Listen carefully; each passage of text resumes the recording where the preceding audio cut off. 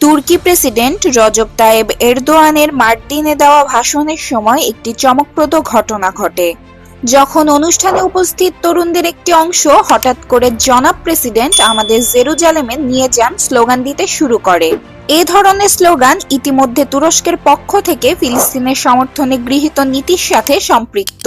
Slogan শোনার পর কিছুক্ষণ চুপ থেকে এরদোয়ান তার প্রতিক্রিয়া দেন। তিনি বলেন, ধৈর্য বিজয় এনে দেয়। এরদোয়ানের এই মন্তব্য আন্তর্জাতিক রাজনীতিতে নতুন আলোচনার জন্ম দিয়েছে। বিশেষ করে ইসরায়েলের সরকার ও প্রধানমন্ত্রী বেনজামিন নেতানিয়াহুর পক্ষ থেকে এ বিষয়ে উদ্বেগ প্রকাশ করা হয়েছে। ইসরায়েল বরাবরই জেরুজালেমকে তার রাজধানী হিসেবে দাবি করে আসছে, আর তুরস্কের এই বক্তব্য তাদের জন্য অস্বস্তিকর হয়ে উঠেছে। তুরস্কের এই শক্তিশালী অবস্থান মুসলিম বিশ্বের ঐক্যবদ্ধতা এবং ফিলিস্তিনের অধিকার প্রতিষ্ঠায় তুরস্কের নেতৃস্থানীয় ভূমিকা নেওয়ার পক্ষে